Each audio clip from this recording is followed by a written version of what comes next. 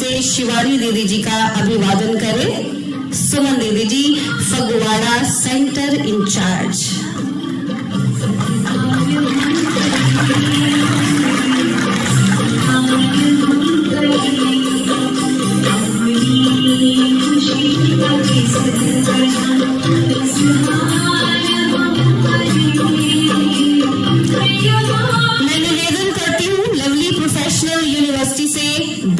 श्री अशोक मित्तल जी, chancellor lovely professional university और माननीय Rajya Sabha member, और श्रीमती रश्मि मित्तल जी का pro chancellor of lovely professional university, कृपया मंच पर पधारें और शिवानी दीदी जी का अभिनंदन, अभिवादन, स्वागत करें।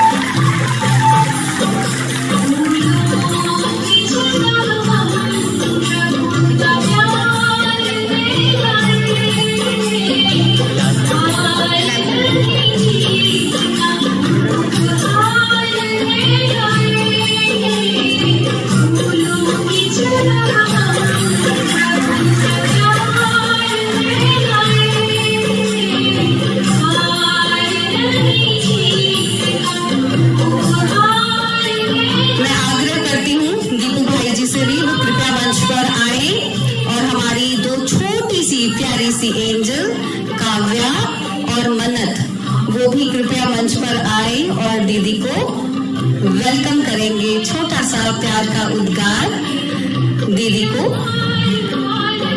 मन्नत और काव्या। छोटी सी बच्चियों का ये उद्गार तालियों के साथ उनका मनोबल बढ़ाएंगे। छोटी सी एंजल्स,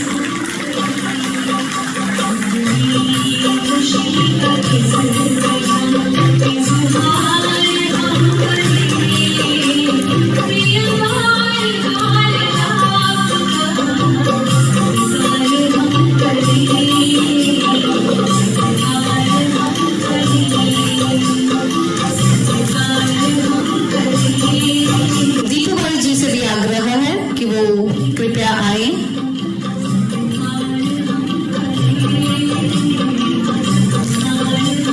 कार्यक्रम का अगला पड़ाव, कहते हैं किसी भी कार्य की सफलता के लिए सर्वप्रथम परमपिता परमात्मा की याद व आवाहन, उसको निर्विघ्न व सफल करने का मंत्र है।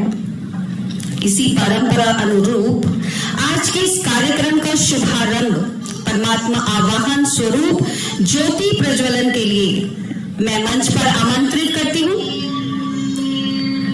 अशोक मित्तल जी को, रश्मि जी, सुमन दीदी, भ्राता सतपाल सेठी जी से भी निवेदन है कि कृपया मंच पर आए और ज्योति प्रज्वलित करें। परमात्मा आवाहन सभी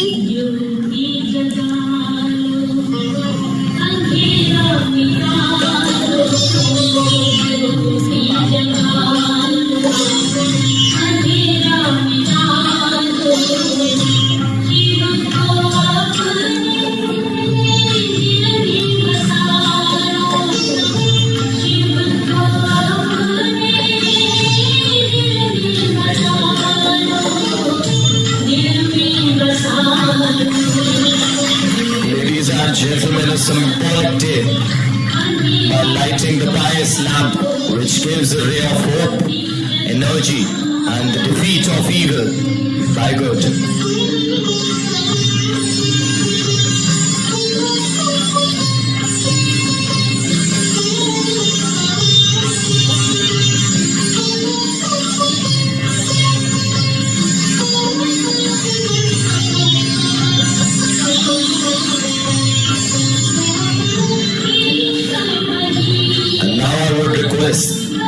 Sister B.K. Shivani ji, along with Member of Parliament Rajya Sabha and Honorable Chancellor, lovely Professional University Dr. Ashok Mittal sir, and Modi Pro Chancellor, lovely Professional University Madam Rashmi Mittal, to kindly step forward for the plaque unveiling ceremony of the Meditation Center at Department of Counseling and Happiness, lovely Professional University. I would request Sister B.K. Shivani ma'am, on behalf of entire lovely Professional University, to kindly bless the Meditation Center by unveiling the plaque in Shanti Devi Mittal Auditorium. Ladies and gentlemen, a symbolic and a monumental day for all of us to witness such an enigmatic personality today. This is the unveiling of plaque of Meditation Center at Department of Counseling and Happiness, lovely Professional University. Thank you so very much once again to the Member of Parliament, Rajya Sabha and Honorable Chancellor Dr. Ashok Mittal sir, along with Modi Pro Chancellor Madam Rashmi Mittal. परमात्मा अनुभव ही है सुख का भंडार, जिससे मिले खुशियां बेशुमार। देने उस खजाने की चाबी, जिससे मिलेगी खुशियां बेहिसाबी। तेजस्वी मधुर जिसकी वाणी, प्यारी बहन शिवानी। आएगी हम सबके जीवन में भी बहार, क्योंकि परमात्मा के संग है खुशियां बेशुमार, खुशियां बेशुमार, खुशियां बेशुमार। Happiness unlimited. Let's experience with Sister Shivani.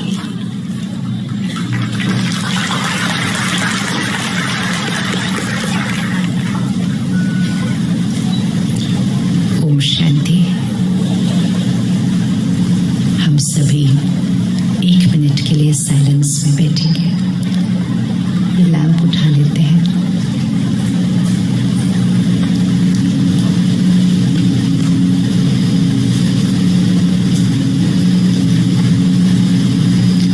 और इस 1 मिनट में अपने मन की स्थिति की चेकिंग करते हैं। खुशी, अभी खुशी का सेंटर भी देखा, इनॉग्रेट हुआ हैप्पीनेस सेंटर। क्यों इन चीजों की आवश्यकता पड़ रही है?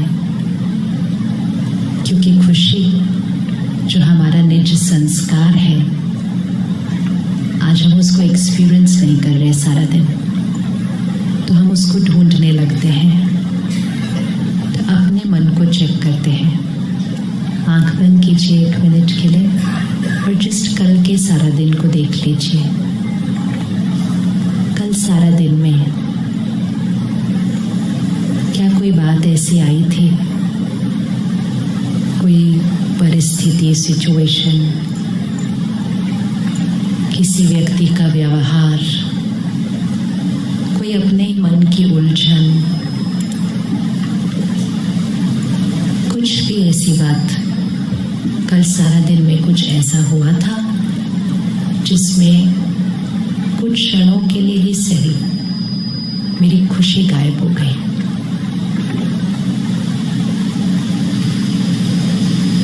और खुशी गायब हो गई अर्थात कौन सी इमोशन आ गई उसकी जगह?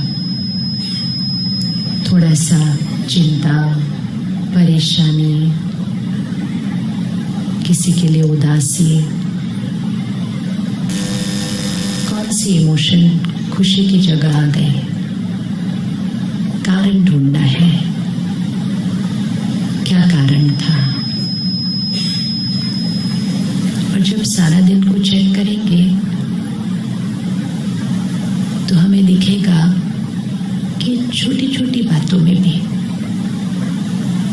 बड़ी बातें कभी कभी होती हैं, छोटी छोटी बातें रोज होती हैं। अच्छे से चेक कर लेना कि कल सारा दिन में मेरा मन कितनी देर स्थायी खुशी में रहा, और जब मन में हलचल हुई तो उसका कारण कौन और क्या था?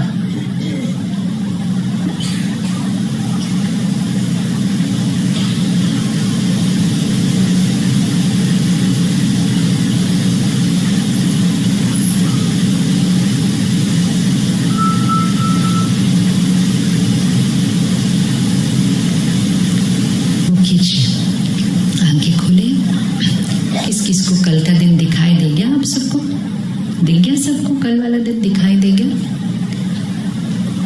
किस किस को दिखी कोई कोई बात जब हमारे मन की खुशी थोड़ी देर के लिए गायब हो गई थी? और धीरे धीरे क्या होता है, कुछ एक बात आती है तो थोड़ा सा मन हिलता है, फिर बात खत्म हो जाती है, 10 मिनट में कोई और बात आती है, फिर इधर से कोई और आता है, फिर सामने से कोई और कुछ बोलता है। ऐसी छोटी छोटी बातें आती रहती हैं और हमारे मन की स्थिति थोड़ी सी हिलती रहती है।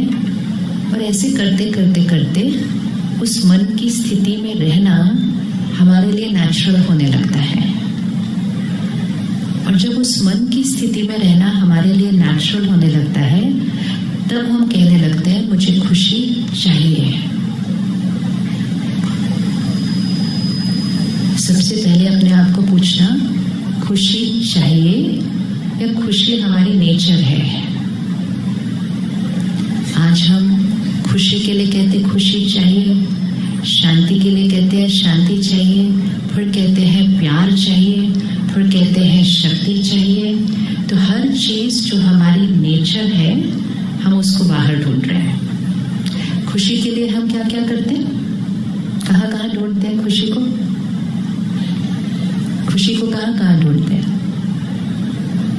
आपको पता है, अगर हम खुशी बाहर ढूंढना बंद कर दें, हमारे कितने सारे पैसे बच जाएंगे हर महीने के? क्योंकि मेजॉरिटी पैसे तो खुशी ढूंढने में यूज हो रहे हैं। ये खरीदेंगे तो खुशी मिलेगी, ये खाएंगे तो खुशी मिलेगी, वहां जाएंगे तो खुशी मिलेगी। जरूरतें कम होती हैं, लेकिन खुशी ढूंढने के प्रोसेस में बहुत सारे खर्चे हो रहे हैं।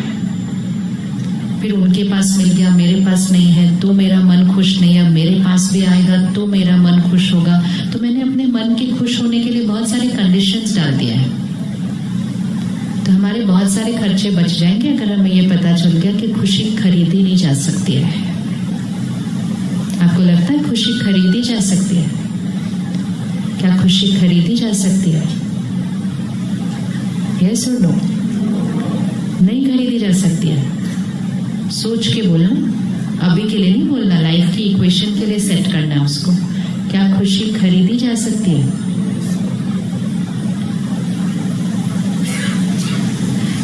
नई गाड़ी खरीदी, नया मकान बनाया, यहाँ तक कि जाके मार्केट से नई ड्रेस खरीदी, नया वर्जन ऑफ फोन आया, वो नया फोन खरीदा।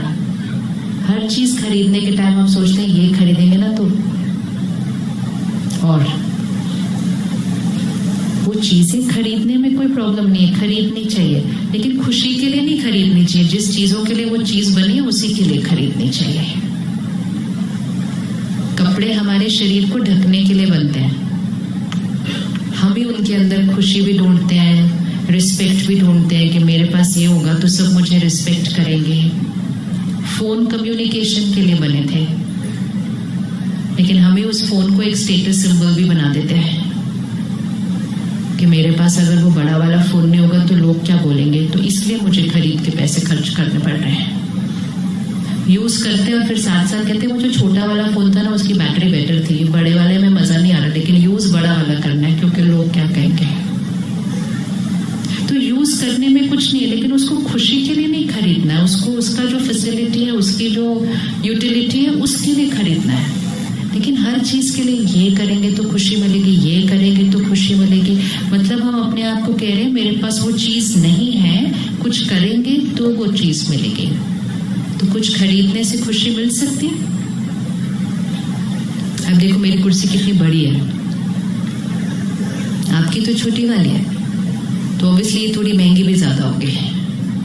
तो इसका मतलब इस पर बैठ के मैं ज्यादा खुश, इस पर बैठ के मैं ज्यादा खुश? यस और नो? श्योर बोलना, श्योर। वापस घर जाके भी फिर वैसे ही सोचना, इस पर बैठ के मैं ज्यादा खुश।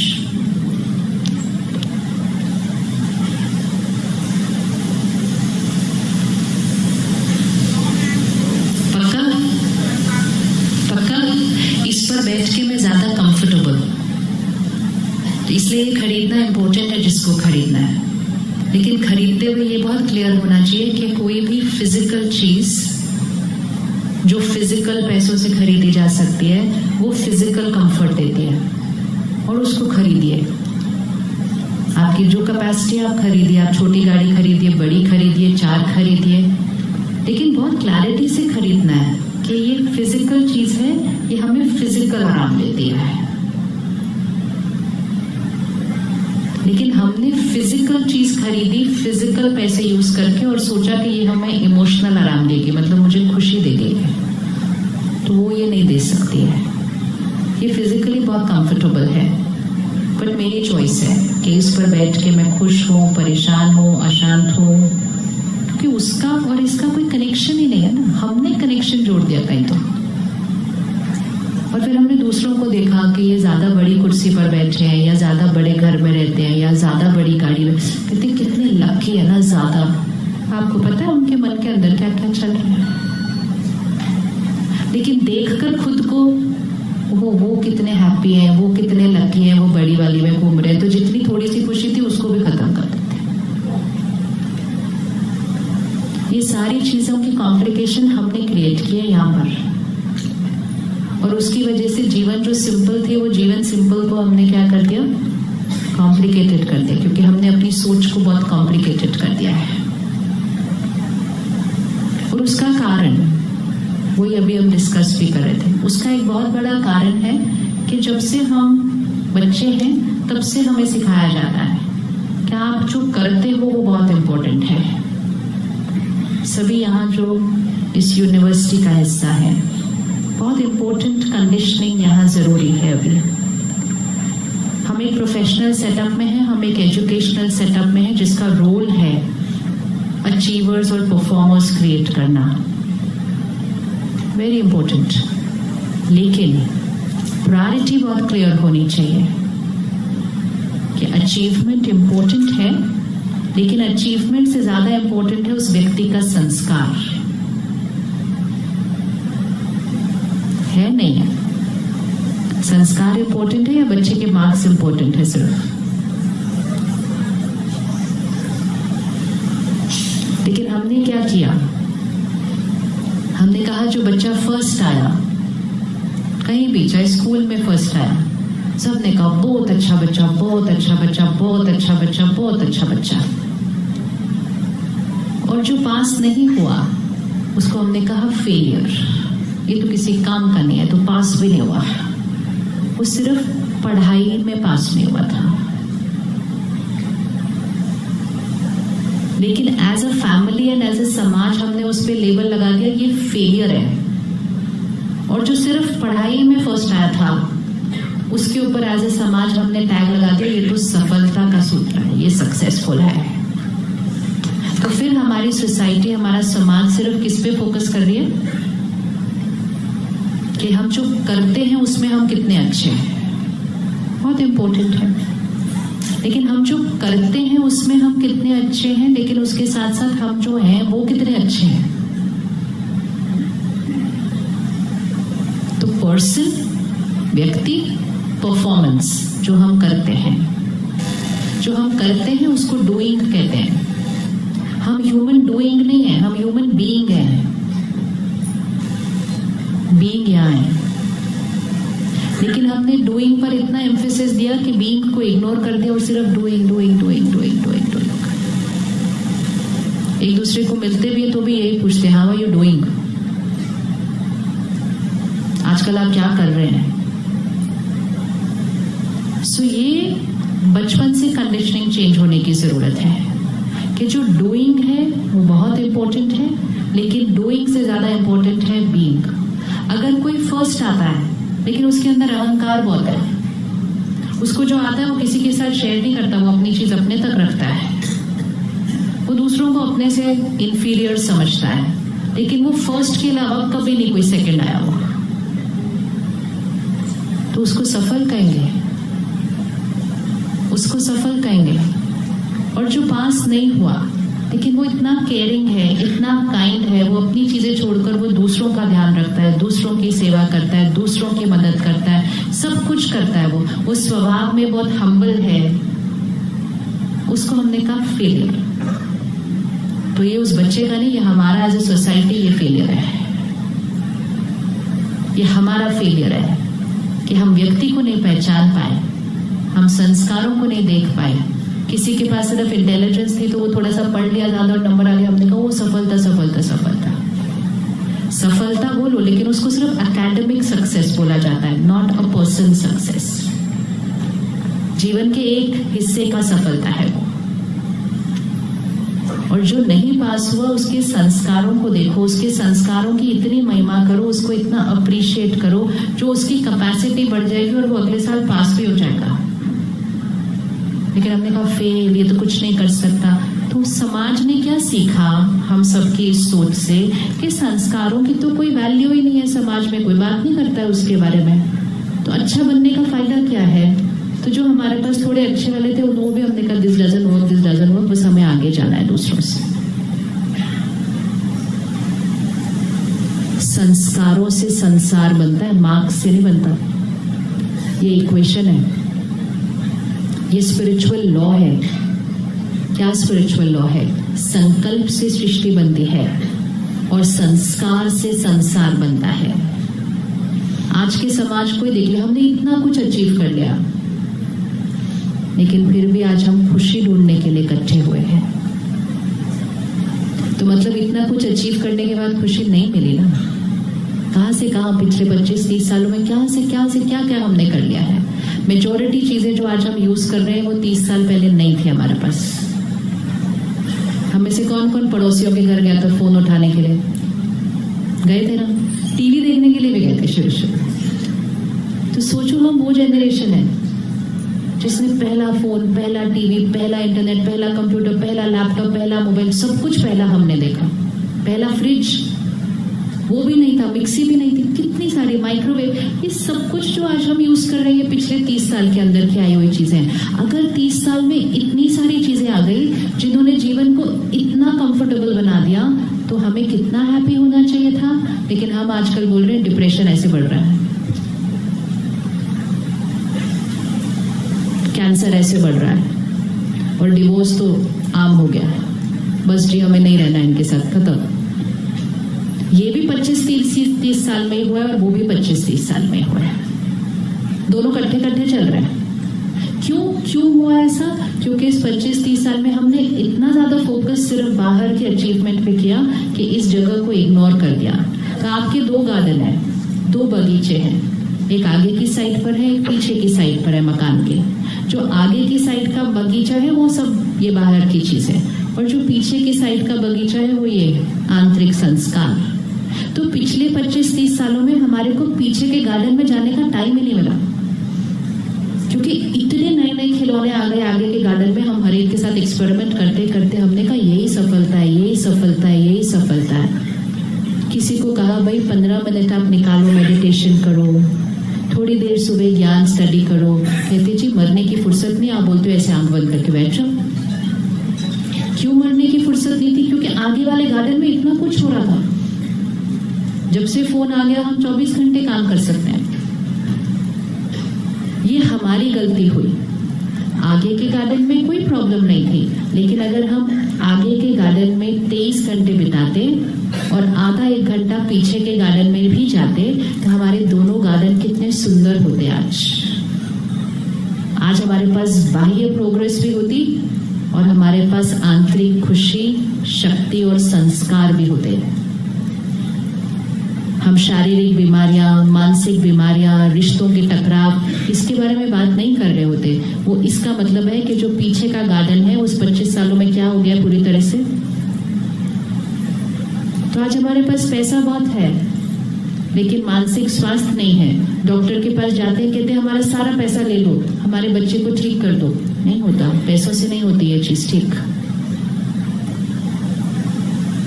तो हमें और कुछ नहीं करना है, आगे वाले गार्डन को छोड़ना नहीं है, बहुत अच्छे से उधर और भी कमाना है। लेकिन वो बैलेंस कि आगे वाला गार्डन 23 घंटे, पीछे वाला गार्डन आधा 1 घंटा करना चाहिए कि नहीं? दोनों चीजें चाहिए कि नहीं चाहिए?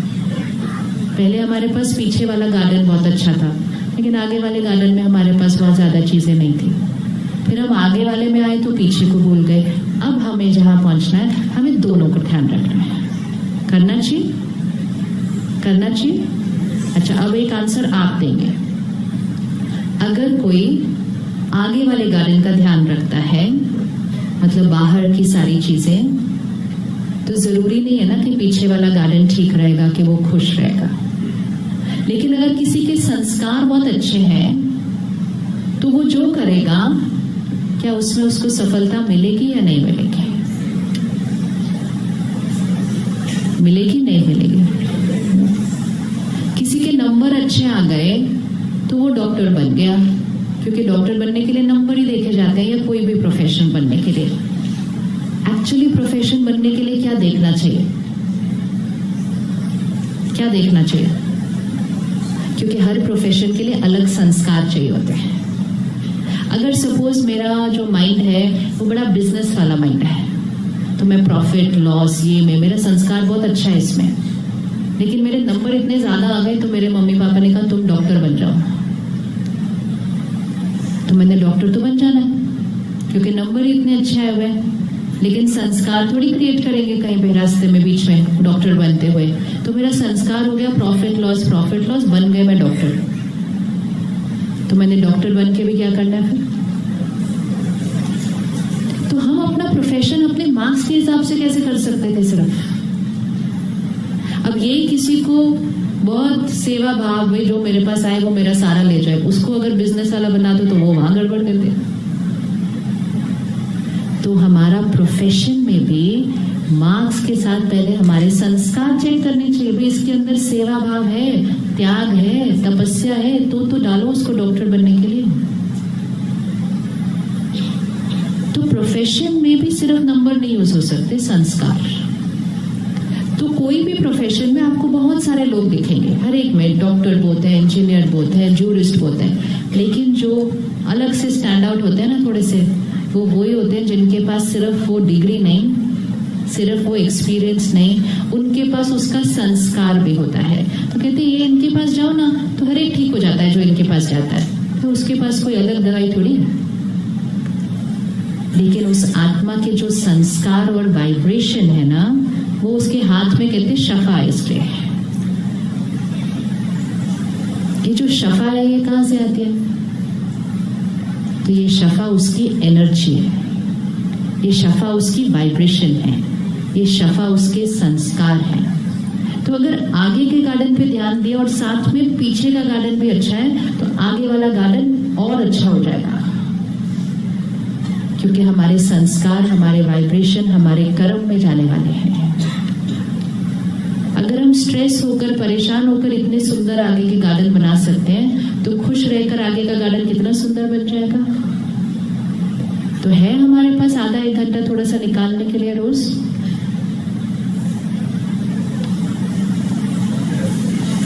निकालना पड़ेगा। Very true.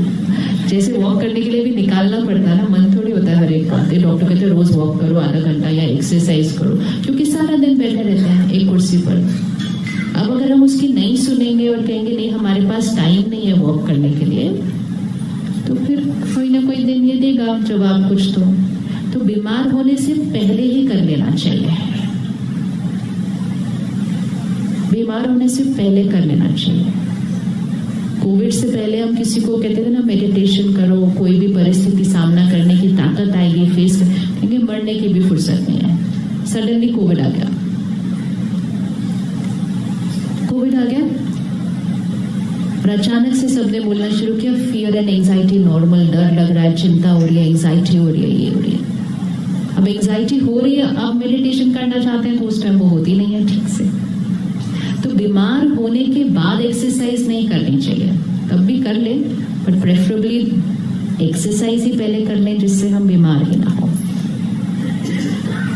तो ये जो सेंटर खुला ना, meditation centre, happiness counselling centre, ये हर स्कूल, हर कॉलेज, हर यूनिवर्सिटी में जरूरत है। और इसकी इसलिए जरूरत है क्योंकि जो चीज हमें घर में करनी चाहिए वो हम घर में नहीं कर रहे हैं अभी, तो इसलिए वो स्कूल और कॉलेज में करने की जरूरत है।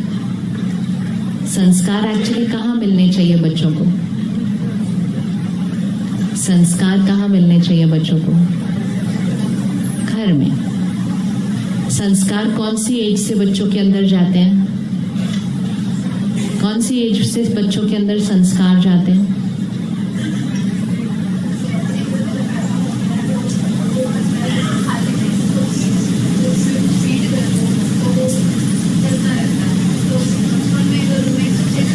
बचपन में अच्छे संस्कार डाल दिए तो संस्कार बच्चे के अंदर जाते हैं सबसे पहले जब बच्चा माँ के गर्भ में होता है।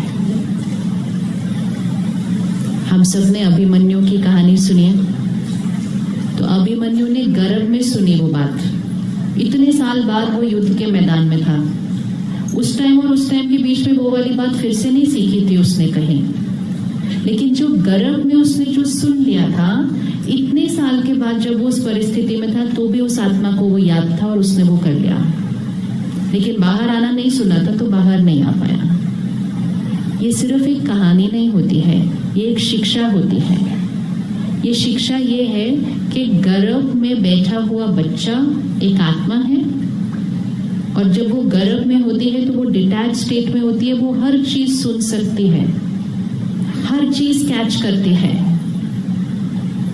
अब पहले 25-30 साल पहले उस 9 महीने में कहते थे आराम से बैठो, अच्छा अच्छा देखो, देवी देवताओं की फोटो आगे रखो, आपका बच्चा ऐसा होगा, बोलते थे कि नहीं? तो वो देवी देवताओं की फोटो लगा के रखते थे कि ऐसे वाला बच्चा आएगा, क्योंकि जो आप देखेंगे वैसा वाला बच्चा आएगा। आजकल किसकी फोटो देख रहे हैं? आजकल किसकी फोटो देखते हैं? नहीं, फोन। उस 9 महीने में इतनी फोटोज देखते हैं, इतनी फोटोज देखते हैं, इतने चित्र देखते हैं, इतने संस्कार देखते हैं, और फिर कुछ साल बाद बोलते हैं मेरे बच्चा ऐसा क्यों, आराम से क्यों नहीं बैठता, क्यों इतना हाइपर है? और फिर कहते हैं आजकल के बच्चे ऐसे हैं। आजकल के बच्चों पर कभी नहीं उंगली रखना है। हम नहीं ध्यान रख रहे हैं, तो ये शुरुआत, ये जिम्मेवारी ये हमारी है। ये हमारी जिम्मेवारी है कि गर्भ से लेकर हम कैसे संस्कार दे रहे हैं, फिर घर का वातावरण कैसा है जिसमें वो पौधा उग रहा है। आज जो हमारे घर में पौधा भी होता है, क्या उस पे घर के वातावरण का प्रभाव पड़ता है? किस किस को लगता है पौधों पर प्रभाव पड़ेगा हमारे गुस्से का, चिंता का, डर का? अच्छा, किसी ने देखा है इसका एक्सपेरिमेंट करके? कभी इसका एक्सपेरिमेंट करना चाहिए। 2 पौधे रखे ऐसे, ठीक है? दोनों पौधों को पानी देना है रोज। एक पौधे को बड़े प्यार से पानी देना है, बात करते हुए, उसको अच्छे से ऐसे ऐसे करते हुए, और एक पौधे को इतना सारा काम करना, ऊपर से पानी भी मुझे ही देना है। ऐसे वाला पानी दो, मजबूरी वाला, जल्दी जल्दी वाला, गुस्से वाला, और उस 2 पौधों की ग्रोथ को देखेगा। ये सिर्फ पौधे हैं, वो बच्चे हैं। अगर आपके घर में पेट्स हैं तो आप आपके घर में जो पेट है उस पर भी आप चेंज देखेंगे कि उसी ब्रीड का डॉग है, उसी ब्रीड की कैट है, लेकिन वो अलग अलग घरों में अलग अलग तरह से व्यवहार करते हैं, क्योंकि उस घर के वातावरण का असर उस जानवर पर पड़ता है। तो पौधों पर पड़ता है, जानवर पर पड़ता है, तो बच्चों पर कितना पड़ता होगा? और हमारे घर में हम चिल्ला रहे हैं, शोर मचा रहे हैं, लड़ रहे हैं, ये कर रहे हैं, वो कर रहे हैं, बच्चा पैदा हो रहा है, बड़ा हो रहा है, उसी माहौल में पैदा हो रहा है और बड़ा हो रहा है। तो गर्भ से लेकर फिर बड़े होते समय उस बच्चे के ऊपर किस चीज का असर पड़ेगा? पड़ेगा या नहीं पड़ेगा?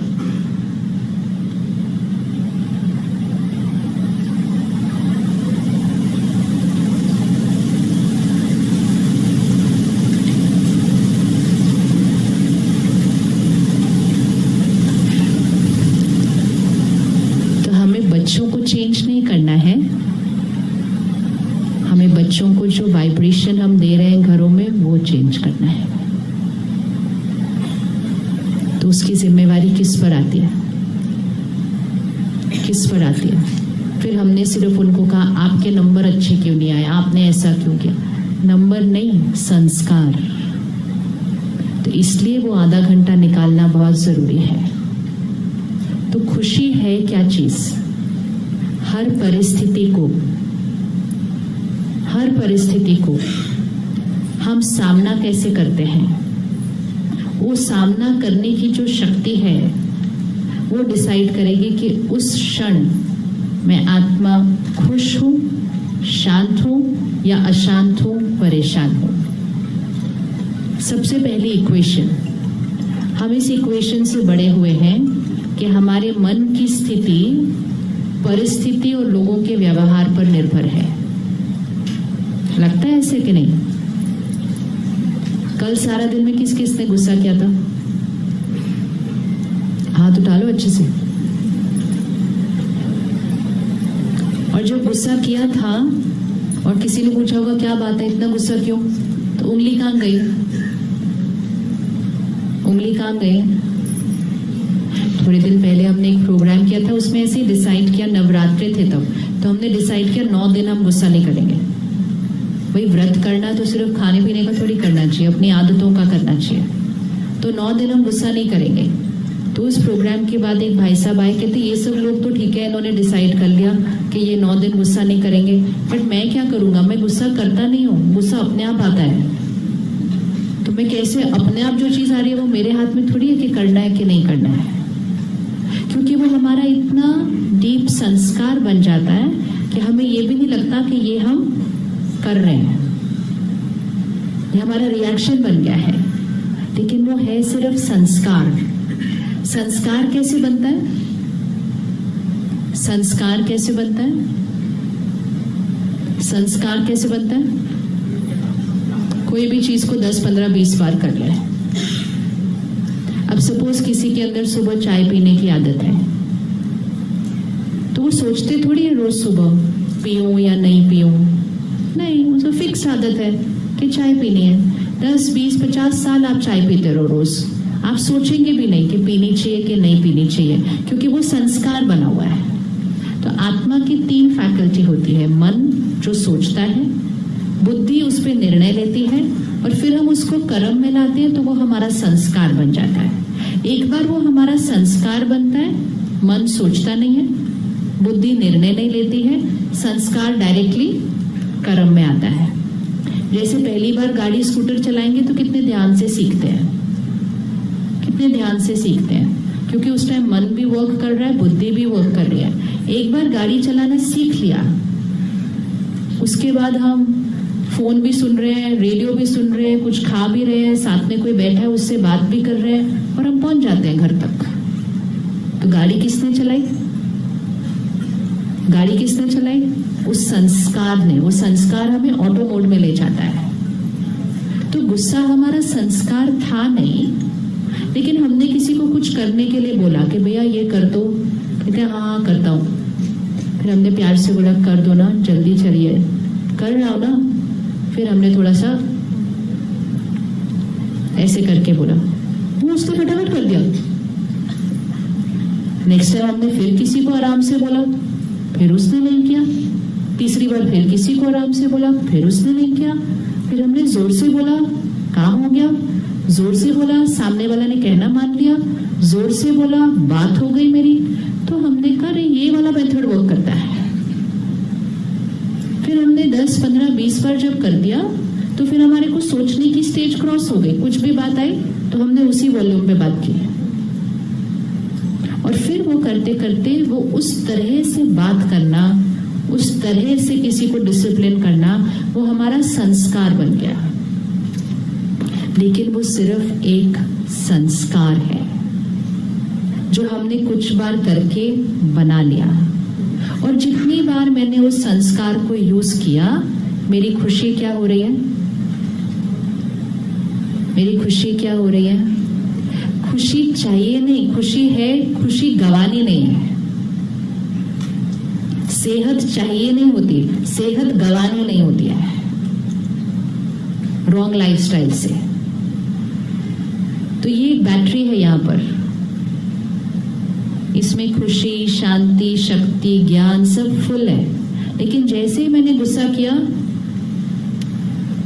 सपोज ये ग्लास है, भरा हुआ है, अब सारा दिन सारे काम करने हैं, सबसे मिलना है, सब कुछ करना है, लेकिन शाम को ये ग्लास भरा हुआ वापस आना चाहिए। हो सकता है? हो सकता है?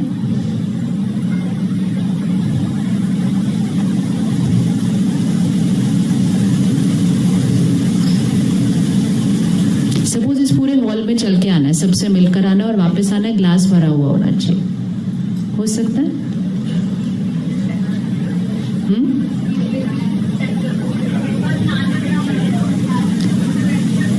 What's the word? That's the word. Attention required. Full stop. और attention required मतलब रूल ऑफ द गेम पता होना चाहिए। हम वो गेम खेलते थे ना, चम्मच में नींबू रख के, पता नहीं अब खेलते हैं कि नहीं मुझे पता, लेकिन हम खेलते थे नींबू चम्मच में रख के। अब अगर नींबू गिर जाए लेकिन मैं लाइन पे फर्स्ट पहुंचूं तो मैं फर्स्ट है। क्यों? क्योंकि रूल ऑफ द गेम है नींबू टिका हुआ होना चाहिए था उस चम्मच के ऊपर। मैं इतनी फास्ट भागी नींबू तो गिर गया, मैं फिर भी भागती गई आकर और मैं बोली फर्स्ट आ गई।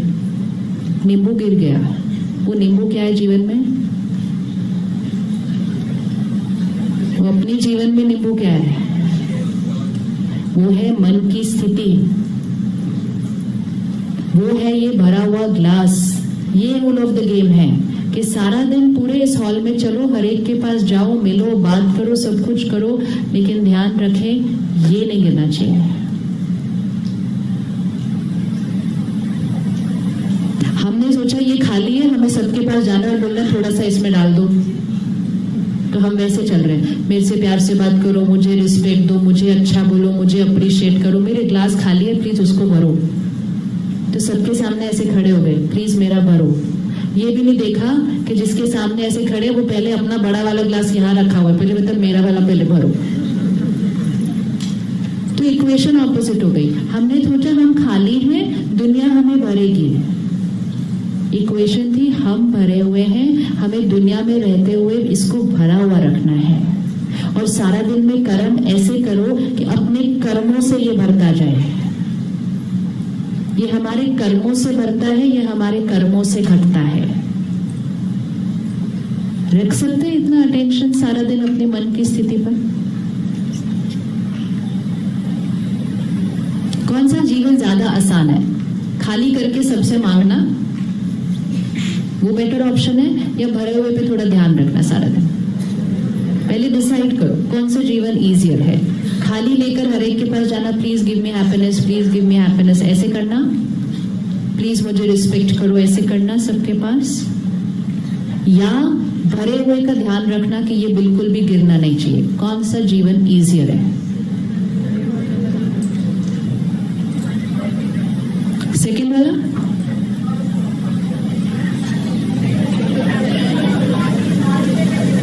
है जी? इजी वो है कि खाली लेके घूमो? चाहो करके दिखाते, आ जाओ करके देखते हैं। सबसे पहले इसमें क्या डिफिकल्ट है पता है? हर एक से जाके मांगना। लोग देने को तैयार है आपको खुशी। हम पाने की नहीं बात कर रहे थे, खुशी की बात कर रहे थे कि खुशी के लिए ग्लास लेके घूमो। लोग दे भी दे हमें, लेकिन सिर्फ वही लोग दे देंगे जिनके पास ग्लास भरा हुआ है। तो पहले वो वाले लोग ढूंढो, क्योंकि मांगना भी, अभी मुझे अगर इसमें पानी चाहिए तो उनसे मांगेंगे ना जिनके पास पानी है। जो खुद खाली ग्लास लेके खड़ा, उनको मैं बोलूं मुझे पहले पानी दो। तो हम घर में एक दूसरे से मांग रहे हैं, सामने वाला हमसे मांग रहा है। हम शाम को घर पहुंचते हैं, हम कहते हैं बहुत मुश्किल डे था, प्लीज अभी मेरे को शांति दो। शांति दो मतलब अब मुझसे एक्सपेक्ट मत करना कि मैं कुछ एडजस्ट करूं या टॉलरेट करूं, मेरी शक्ति पूरे दिन में फिनिश्ड। सामने वाला कहता है मेरा दिन तो पूछो ही मत, आज कितना डिफिकल्ट है, मतलब मैं नहीं, आप एडजस्ट करेंगे मेरे साथ आज। क्योंकि हम एक दूसरे को ये बताने की कोशिश कर रहे हैं हम कितना खाली होकर आए हैं आज। तो कौन सा वाला ज्यादा इजी है, खाली को भरवाना या भरे हुए को संभालना? खाली होकर चलेंगे तो एक तो सबसे मांगेंगे, मांगने पर भी बहुत बार नहीं मिलेगा। कई बार अपना थोड़ा सा ग्लास में हो और किसी से मांगने के लिए चले जाओ, वो पता है क्या करेगा? आपका ग्लास उठा के उतना भी पी लेगा, क्योंकि उसके पास उतना भी नहीं है। हम हम परेशान दुखी मन के साथ किसी के पास जाते हैं, सोचते हैं वो मुझसे प्यार से बात करेगा तो मेरा मूड ठीक हो जाएगा, वो ऐसी बात करता है तो हम कहते हैं इससे तो मेरा मूड पहले ही बेटर था। होता है कि नहीं होता है? तो उसने मेरी उतना जो थोड़ा सा पानी मेरे पास था वो भी फिनिश कर दिया। तो मांगने वाली सिचुएशन हमेशा कितनी रिस्की होती है। सारा दिन लोगों के सामने बी नाइस टू, और अगर भरा हुआ ग्लास होगा ना तो सबको भी ऑफर कर सकते हैं। आपको चाहिए, आपको चाहिए। कोई मन से परेशान और अशांत हो, जब घर में आता है पूरे घर का वातावरण चेंज हो जाता है। तो हमारी मन की स्थिति, सिर्फ हमारी मन की स्थिति नहीं रहती है, हमारी एनर्जी चारों तरफ फैलती है। इसीलिए तो वो पौधों पे असर करती है, वो जानवर पर असर करती है, वो बच्चों पर असर करती है। तो जब हम अपना ग्लास भरेंगे, सोचो हमारे से कितनी सेवा होगी। हमारी वाइब्रेशन से दूसरों की दुख अशांति खत्म हो जाएंगे। तो अब करना क्या है? सिर्फ थोड़ा सा अटेंशन। अटेंशन क्या रखना है? बात आएगी, परिस्थिति आएगी, कोई कैसे व्यवहार करेगा, मुझे उस परिस्थिति का सामना करना है, लेकिन यहाँ ग्लास से एनर्जी वेस्ट नहीं होनी चाहिए। अब ये चेक करें कौन से व्यवहार से खुशी जो भरी हुई है ग्लास के अंदर वो नीचे गिरती है, वो चेक करें, क्योंकि दूसरी साइड बहुत ईजी है। तो सारा दिन में हम क्या ऐसी चीजें करते हैं जिससे ग्लास में से पानी गिरता है? एक है गुस्सा। गुस्सा करते टाइम शांति गायब होगी ना, गुस्सा। और कोई? गुस्सा तो बहुत विजिबल है, दिखता है। Anything else? एक्सपेक्टेशन। किसने बोला एक्सपेक्टेशन? एक्सपेक्टेशन नहीं रखनी चाहिए लोगों से।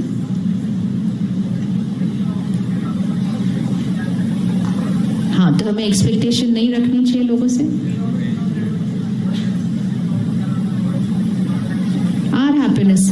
हाँ, तो फिर हमें एक्सपेक्टेशन रखने की जरूरत नहीं पड़ेगी ना। आपको पता है एक्सपेक्टेशन का मीनिंग क्या है? एक्सपेक्टेशन सिर्फ तभी होती है जब हमारा ग्लास खाली है। अब सपोज मैं खुश नहीं हूं, तो मुझे होगा कि आपको मेरे अनुसार होना पड़ेगा, तब मैं खुश होंगी। लेकिन अगर मैं खुश हूं, मतलब भरपूर है आत्मा, तो अगर आप मेरे अनुसार नहीं भी होंगे तो मैं आपको राय दे सकती हूँ, लेकिन आपके व्यवहार की वजह से मेरे मन की स्थिति नहीं हिलेगी। इट इज जस्ट जब हमारी मन की स्थिति खाली होती है तो हमारे को सबसे एक्सपेक्टेशन होती है, ये मेरे अनुसार होना चाहिए, इसको ऐसे होना चाहिए, इसको ऐसे, ये ऐसे होंगे तब मेरे मन की स्थिति ठीक होगी। तो मन की स्थिति, इस इक्वेशन को आज फिट करते हैं। मन की स्थिति परिस्थिति पर निर्भर है या परिस्थिति मन की स्थिति पर निर्भर है? दोनों हाथ आगे करें, लेफ्ट हैंड पे रखें आपके जीवन की कोई भी परिस्थिति, ये पर्सनल हर एक के लिए, और आपने किसी को नहीं बताना। लेफ्ट हैंड पे रखिए अपने जीवन की परिस्थिति, राइट हैंड पे रखिए अपने मन की इस टाइम स्थिति, इस टाइम की स्थिति। अब परिस्थिति होगी कुछ कॉम्प्लिकेटेड, बट परिस्थिति मेरे मन की स्थिति बना रही है या मेरी मन की स्थिति परिस्थिति को चेंज कर सकती है? कौन किस पर प्रभाव डालता है? ये लॉ, ये इक्वेशन क्लियर होना चाहिए। परिस्थिति, परिस्थिति मतलब किसी और की स्थिति, और ये होती है स्वस्थिति। तो ये जो स्वस्थिति है, ये परिस्थिति पर प्रभाव डालेगी या परिस्थिति स्वस्थिति पर प्रभाव डालेगी? अच्छा, किस किस को लगता है परिस्थिति मन पर प्रभाव डालती है? हाथ उठा लो, सारे आंसर राइट होते हैं यहाँ पे। हाँ जी, अच्छा, दोनों एक दूसरे पर हावी होंगे। हाँ जी, हाँ, जिसकी पावर, देखो भाई साहब ने क्या बोला, जिसकी पावर ज्यादा है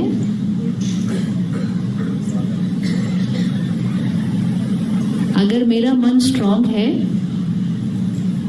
तो मैंने परिस्थिति का सामना ऐसे करना है, और अगर मेरा मन कमजोर है तो मैंने परिस्थिति के सामने हार जाना है। परिस्थिति का जो साइज भी होता है ना, परिस्थिति का साइज कैसे डिसाइड होता है।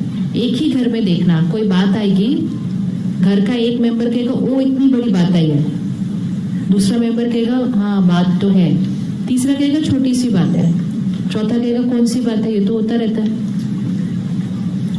तो बात का साइज पे भी हमारी लड़ाई हो सकती है आपस में। आपको ये छोटी सी बात लग रही है, सामने वाला कहे तुमने इसको इतनी बड़ी क्यों बना के रखा हुआ है, लेकिन वो बात कितनी बड़ी कितनी छोटी है वो कौन डिसाइड करता है।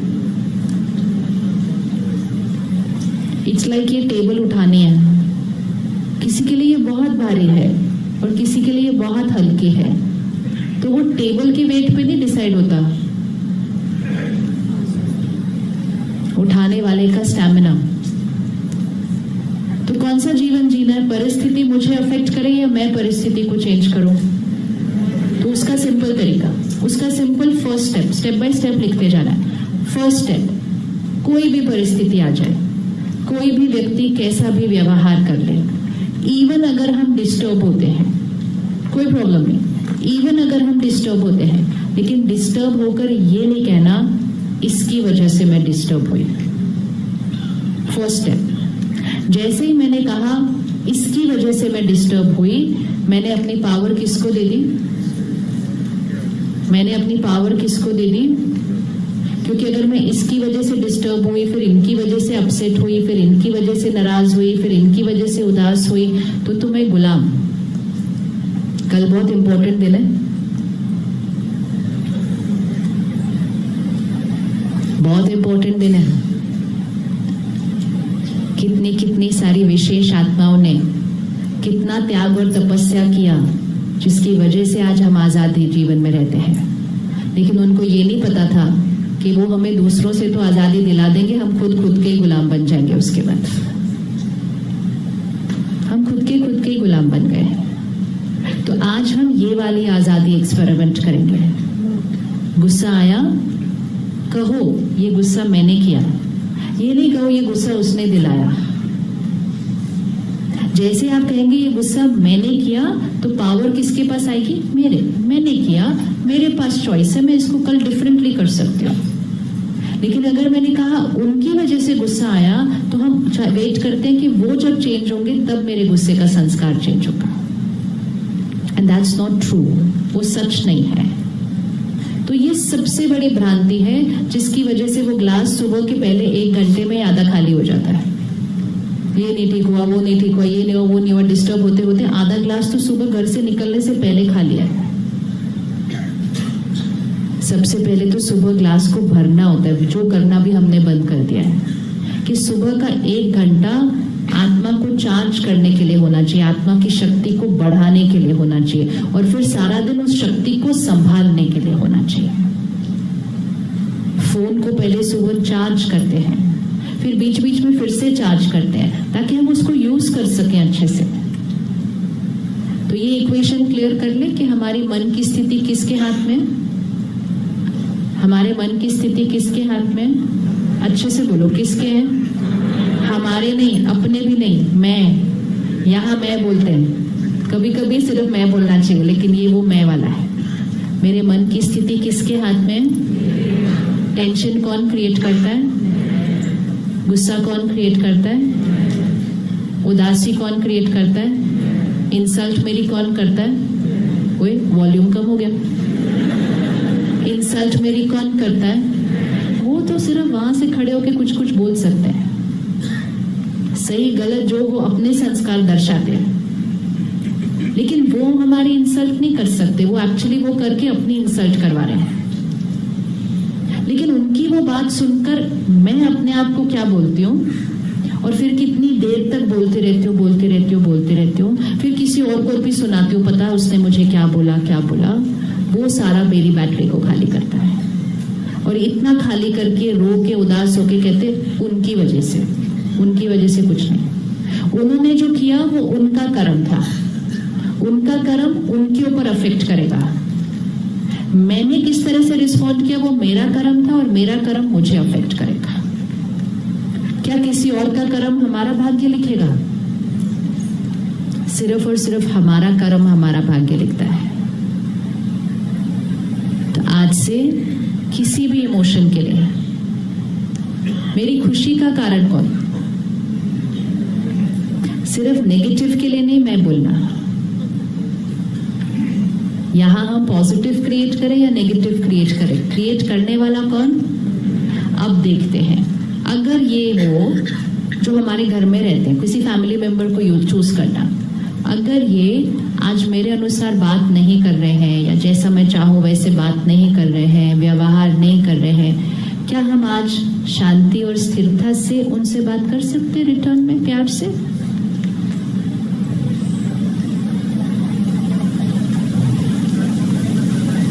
हाँ जी, पहले तो ये डिसाइड करें कर सकते हैं कि नहीं कर सकते हैं। कोई एक है जिसको लगता है हम नहीं कर सकते? नहीं, हम कर सकते हैं, लेकिन हम करते नहीं। क्यों?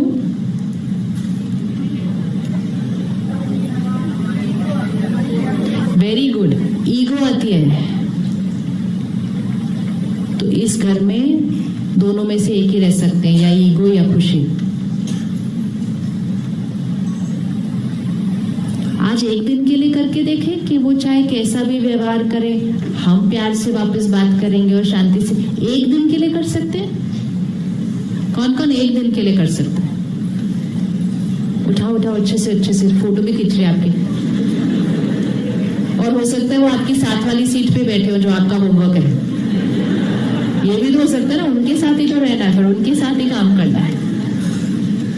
सिर्फ एक दिन करके देखेगा और एक दिन में आपको रियलाइज होगा कि इसको जितना हमने मुश्किल बनाया हुआ है उतना वो मुश्किल है नहीं, वो है नहीं।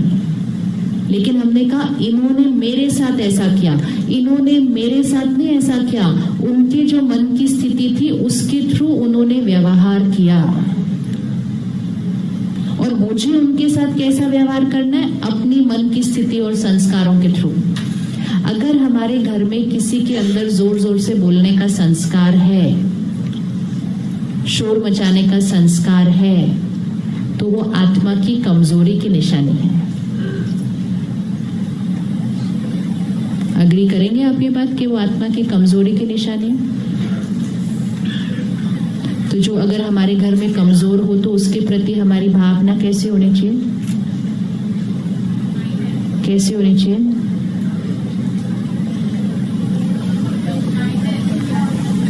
एक बार हम लोग एक नर्सेस का प्रोग्राम कर रहे थे, सारी नर्सेस थे उस प्रोग्राम में, ऐसे इतने बड़े हॉल में। तो उनको पूछा आपके स्ट्रेस का कारण क्या है? तो मुझे लगा बोलेंगे नाइट ड्यूटी, बहुत डिफिकल्ट, बहुत सेवा करते हैं वो लोग। तो एक ही आंसर निकला, डॉक्टर गुस्सा करते हैं। इतनी सी बात का स्ट्रेस आपके साथ? तो पेशेंट गुस्सा करते हैं, पेशेंट कभी कभी गलत व्यवहार करते हैं। कहते नहीं, उनका हमें बुरा नहीं लगता क्योंकि हमें पता है वो बीमार है। तो मैंने बोला वो भी बीमार है।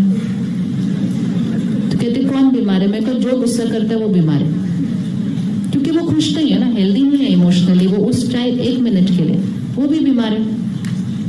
तो अगले दिन एक नर्स ने फोन किया, कहती ये तो बहुत ईजी है।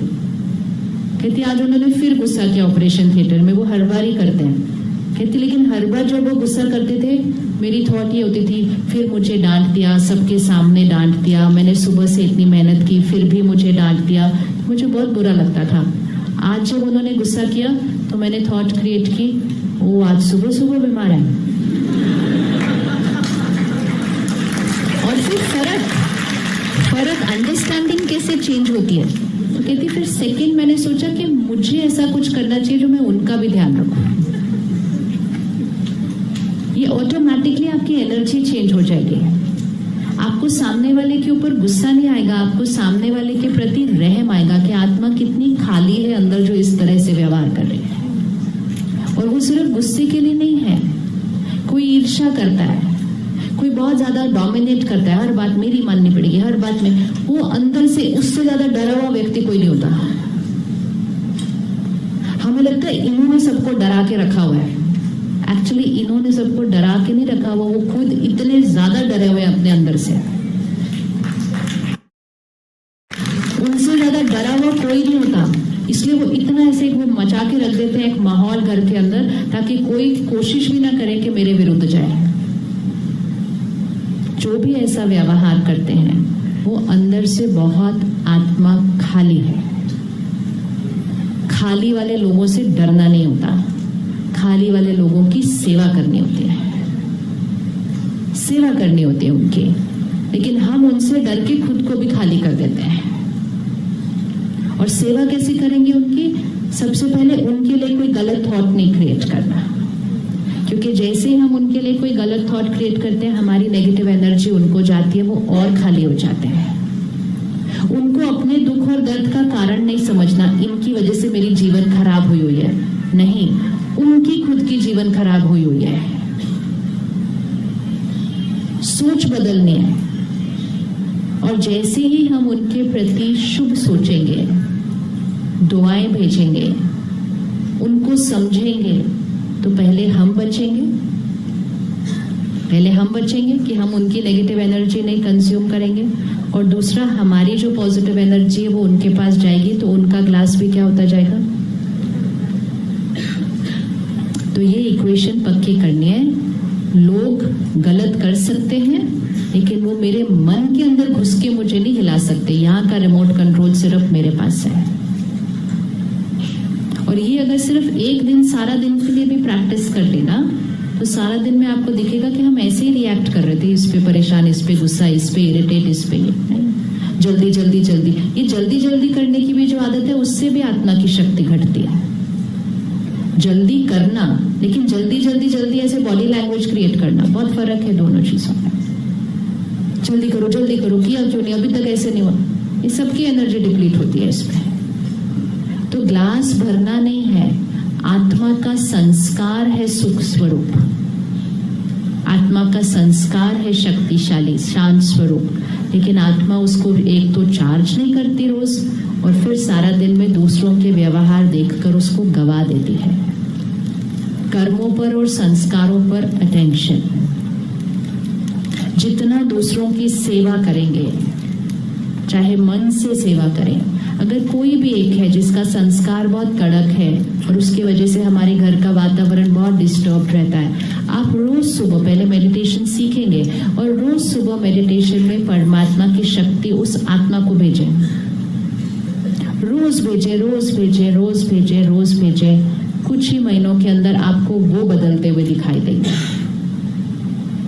मेडिटेशन से सिर्फ हम नहीं बदलते, हमारी सोच जो उनके प्रति जाएगी, उनके संस्कार बदल जाएंगे।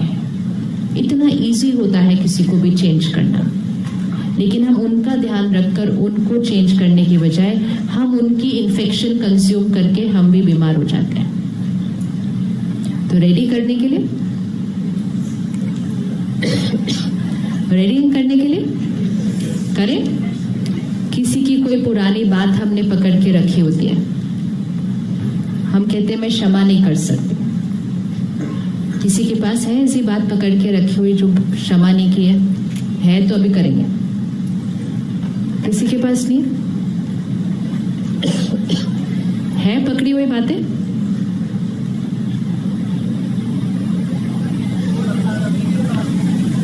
अच्छा, सभी के पास है। नहीं, हमने बात थोड़ी पूछी है, बात नहीं बतानी है बिल्कुल भी। एक्चुअली तो बात कभी भी किसी को भी बताने की जरूरत नहीं होती है। जितना आप अपने दर्द को, पता है उन्होंने मेरे साथ ये किया, उन्होंने मेरे साथ वो किया, जितने लोगों को बताओगे उतना बढ़ जाएगा। क्योंकि जितनी बार आप उसको रिपीट करते रहते हैं ना, बार बार सुना सुना के, लोगों को सुना सुना के, और फिर सामने वाला भी बोलता है अच्छा उसने आपके साथ ऐसा किया, उसने, फिर वो उसमें और दर्द ऐड करता है। एनर्जी है ये सारी एनर्जी है। दर्द की एनर्जी में शक्ति की एनर्जी ऐड होनी चाहिए। दर्द की एनर्जी में और किसी के दर्द और चिंता की एनर्जी नहीं ऐड होनी चाहिए। पेन को पेन नहीं ऐड करते। तो हम किसी को क्षमा क्यों नहीं कर पाते हैं? कुछ एक रीजन होता होगा ना, यहाँ हम उनको क्षमा क्यों नहीं कर पा रहे हैं? कारण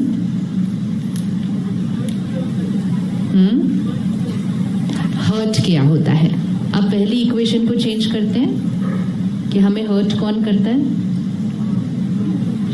उन्होंने कुछ किया होता है, वो there is no doubt about it, है ना, उन्होंने कुछ किया होता है।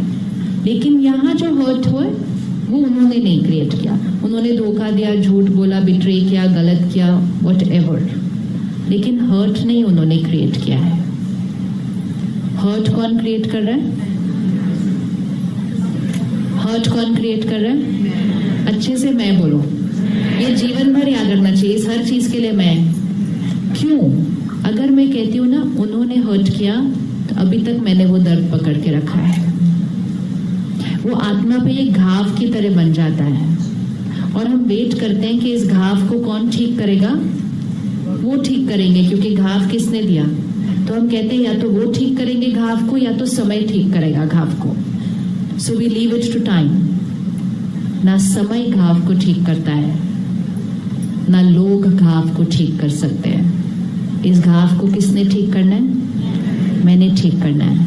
आपको पता है, अगर हमने अपने घावों को ठीक नहीं किया, क्षमा नहीं किया या सफाई नहीं की, और एक दिन अचानक में आत्मा ने शरीर छोड़ दिया, तो ये घाव हमारे साथ जाते हैं और माँ के गर्भ में प्रवेश करेगी आत्मा, अपने घाव के साथ प्रवेश करती है। इसीलिए जब बच्चा पैदा होता है तो किसी बच्चे के अंदर बचपन से ही दर्द होता है, किसी के अंदर डर होता है, कोई लोगों के साथ नजदीक जाने से डरता है, कोई अंधेरे में रहने से डरता है। ये सब पिछले जन्म के घाव लेकर आते हैं हम। कोई लोगों को बहुत इजीली ट्रस्ट कर सकता है, कोई लोगों के पास ट्रस्ट नहीं कर सकता है। तो हमारे घाव यहीं के यहीं नहीं रहने वाले हैं, क्योंकि घाव आत्मा का है। जब हम शरीर छोड़ेंगे, सब कुछ जो दिखाई देता है वो पीछे रह जाएगा, और जो नहीं दिखाई देता वो साथ में जाएगा। तो ये लाइन भी गलत है कि खाली हाथ आते हैं और खाली हाथ जाते हैं, गलत।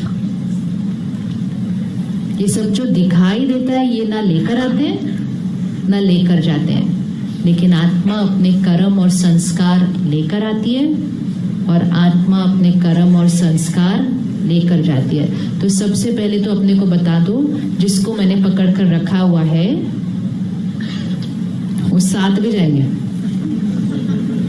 अब देखो इतना वर्थ है रखना उनको यहाँ पर। इसलिए आपको पता है, जब अंतिम संस्कार होता है, फिर सारे जो वहां आए होते हैं, तो पंडित जी हर एक को वो डंडी देते हैं, छोटी वाली देते हैं ना, छोटी डंडी, कहते हैं अभी इसको तोड़ो। तो हम सब ऐसे ही तोड़ देते हैं वहां पे। इसका मीनिंग क्या? इसको तोड़ो, डंडी क्यों तोड़ो? आपका मेरा जो कार्मिक अकाउंट क्रिएट हुआ था इस जीवन के अंदर, लेकिन ऐसे डंडी तोड़ने से नहीं कार्मिक अकाउंट टूटता। डंडी तोड़ने से थोड़ी टूटता है। वो हमें शिक्षा है कि हमें अपने सारे कार्मिक अकाउंट्स को सेटल करना चाहिए, ताकि जब हम जाएं तो हमारे साथ कोई भी नेगेटिव कार्मिक अकाउंट नहीं जाना चाहिए। क्योंकि हम आत्माओं को फिर से मिलते हैं अलग अलग रिश्तों में और रोल में, और जब हम अगली बार उनको मिलते हैं, हम चाहेंगे कि अगली बार वाली वो मीटिंग कैसी होनी चाहिए? अच्छी होनी चाहिए। अच्छी होने के लिए पिछली बार वाली ठीक करके खत्म करके चलना था। जिसने भी आपको इस जीवन में कुछ ऐसा किया है जो आपको सही नहीं लगता, तो पहली बात तो ये याद रखना है कि इस जीवन का नहीं, ये पिछले जन्म का कैरी फॉरवर्ड है। और कई बार वो हमारे बहुत समीप के लोग होते हैं। उन्होंने ऐसा किया क्यों? मेरे बच्चे ने ऐसा किया क्यों? मेरे भाई ने ऐसा किया क्यों? मेरी बहन ने ऐसा किया क्यों? वो भाई बहन बच्चा नहीं, आत्मा है। मैं भी आत्मा हूँ। ये हम अपने कर्मों के हिसाब किताब अपने साथ लेकर चलते हैं। इसीलिए शरीर छोड़ने से पहले ये सारे घाव को क्या कर देना चाहिए? साफ। तो किस दिन करेंगे? पता थोड़ी है कब जाना है। आज का भी क्या पता, अभी तो हॉल के बाहर निकले कुछ हो जाए। क्यों नहीं हो सकता? नहीं हो सकता। कोविड ने इतना नहीं सिखा दिया हमारे को? कोविड ने इतना सिखाया कि नहीं सिखाया हमारे को? अचानक का पाठ सिखाया है हमें कोविड ने, कि अचानक कभी भी कहीं भी अचानक होता है। कुछ लोग रात को सोते हैं और सुबह नहीं उठते। कहाँ टाइम मिला सफाई करने के लिए? इसीलिए सफाई कब करनी चाहिए? सफाई कब करनी चाहिए? दाग की, घाव की सफाई कब करनी चाहिए? हर रोज, हर रोज। और धीरे धीरे तो इतनी आदत पड़ जाएगी कि दाग पड़ेगा नहीं। बात होगी और आप उसी टाइम उस बात को फिनिश करेंगे। एक्चुअली हमें लगता है हम उनको क्षमा कर रहे हैं, हम उनको क्षमा नहीं कर सकते क्योंकि उन्होंने जो कर्म कर दिया वो कर्म उनके कार्मिक अकाउंट में तो हो गया। तो अगर मैंने आपके साथ कुछ गलत किया है, आप भले मुझे फॉरगिव कर दो, मेरा कर्म तो मेरे साथ ही अब चलेगा। तो मेरे कर्म का परिणाम तो मेरे पास आना ही आना है, इवन अगर पूरी दुनिया मुझे क्षमा कर दे। लेकिन पूरी दुनिया मिलके मेरे कर्म के परिणाम को मेरे पास आने से नहीं रोक सकते हैं। लेकिन आपने अगर क्षमा कर दिया, मतलब आपने किसके कर्म को बदला?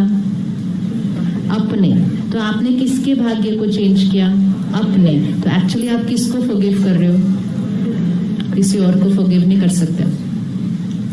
लेकिन हम इसलिए नहीं फॉरगिव करते क्योंकि हमें लगता है उसने इतना गलत किया, मैं उनको क्यों फॉरगिव करूं? उनको नहीं फॉरगिव करना, खुद को फॉरगिव करो, उनके बारे में सोचना बंद करके। यहाँ ये जो चलती रहेंगी ना चीजें, इन्हीं से यहाँ शरीर में बीमारियां आती हैं। हम उनके प्रति दर्द पकड़ के रखेंगे तो बीमारी उनको नहीं आएगी, किसके शरीर में आएगी? सारे ये क्लॉट, ट्यूमर, ये सारी बीमारियां जिनके लिए आज हॉस्पिटल भरे हुए हैं, वो शरीर में बाद में बनते हैं। वो पहले यहाँ बनते हैं, फिर यहाँ बनते हैं, फिर डॉक्टर उनको शरीर से निकालता है, कुछ सालों बाद वो फिर बन जाते हैं। क्यों वो बीमारी फिर से आती है? क्यों वो बीमारी फिर से आती है? क्योंकि वो बीमारी का ओरिजिन शरीर में नहीं होता। डॉक्टर उसको सिर्फ और सिर्फ शरीर से निकाल सकते हैं। और अगर फिर भी हमने उसको यहां से नहीं निकाला तो वो बीमारी फिर से आएगी, क्योंकि यहां से हर संकल्प शरीर पर जाता है। तो अगर मैंने किसी के लिए कुछ पकड़ के रखा है ना, तो वो एक कांस्टेंट एनर्जी है जो मेरी बॉडी को मिलती है। तो इसलिए उनको यहां से क्या कर सकते हैं? क्या करना है? अगले 15 दिन के लिए रोज रात को सोने से पहले सिर्फ एक थॉट क्रिएट करें, मैंने आपको क्षमा किया, बात खत्म हुई, past is past, full stop. बस एक बच्चे की तरह बोल दो, मैंने आपको क्षमा किया, बात खत्म हुई, past is past, full stop. मेरी तरफ से आपको सिर्फ दुआएं, बस इतना बोल दो, ऐसे मैकेनिकली बोल दो। रोज बोलो, 2 दिन बोलो, 5 दिन बोलो, 10 दिन बोलो, 15 दिन बोलो, 20 दिन बोलो। जो पहले कोडिंग की हुई थी ना, मैं आपको कभी माफ नहीं कर सकती, आपने जो किया था वो मैं कभी भूल नहीं सकती। वो भी सिर्फ एक थॉट ही थी, कोई फिजिकली थोड़ी किसी ने कुछ पकड़ के रखा हुआ है यहाँ पे। उस दिन हमने ये बोला था, मैं उनको कभी माफ नहीं करूंगी, मैं उनको कभी माफ नहीं करूंगी। तो इसने बोला हाँ जी, पकड़ के रखा है। अभी हम इसको बोलते मैंने माफ कर दिया, मैंने माफ कर दिया, अच्छा हाँ जी, चले गए वो। इतना सिंपल है, बहुत सिंपल है, सिर्फ एक थॉट है। कई बार तो इतना पकड़ के रखते हैं कि जाने वाले दिन अपने परिवार को बताते, उनसे बात नहीं करना मेरे जाने के बाद। मेरे संस्कार पर उनको नहीं बुलाना, घर में कोई शादी ब्याह त्योहार होगा उनको नहीं बुलाना, मतलब अभी वो नफरत आगे भी पकड़ के लेके जानी है।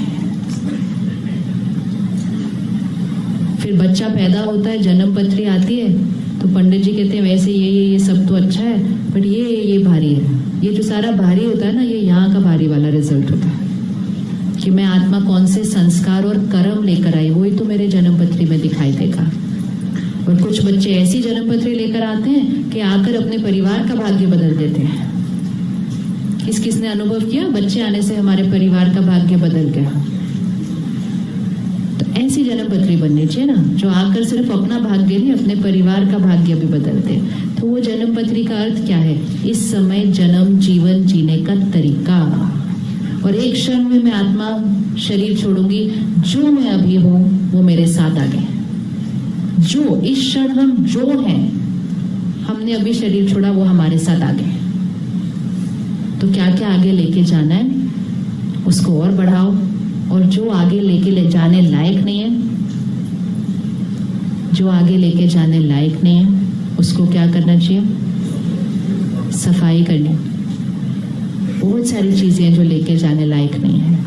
कोई हमारे साथ कुछ करता है, कुछ बोलता है, कुछ व्यवहार करता है, हम यहाँ पकड़ते हैं। हम जब शरीर छोड़ेंगे वो व्यक्ति साथ नहीं जाएगा, उसने जो किया वो भी साथ नहीं जाएगा, लेकिन मैंने उसके बारे में जो सोचा वो साथ जाएगा।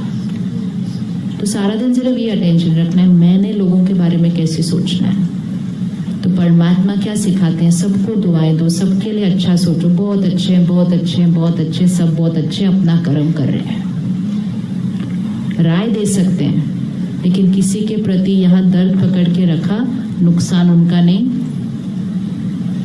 किसी को पकड़ के यहाँ रखना तो इजीएस्ट तरीका है अपने ग्लास को खाली करने का। तो कर दे क्षमा, कर दे क्षमा। स्वतंत्रता दिवस है, स्वतंत्रता, स्वतंत्र, स्वराज्य, स्व शब्द से है सारे शब्द। स्वराज्य मतलब मन पर राज्य, अपने कर्म इंद्रियों पर राज्य। आत्मनिर्भर मतलब किसी और पर निर्भर नहीं कि इनकी वजह से मैं परेशान। आत्मनिर्भर, मैं आत्मा खुद पर निर्भर हूं, किसी और पर नहीं। ये सब शब्द अपने जीवन के हैं, अपने जीवन के हैं। तो इन सारी चीजों को हम अटेंशन से करें, या ये सारी चीजें हमारा नेचुरल स्वभाव और संस्कार बन जाए, उसके लिए हम मेडिटेशन सीखते हैं। उसके लिए हम रोज सुबह सुबह उठकर पहले दिन की शुरुआत ज्ञान से करते हैं। अगर ज्ञान की खुराक और मेडिटेशन आत्मा को रोज मिल जाए तो मेडिटेशन एक्सरसाइज की तरह है और ज्ञान खुराक की तरह है।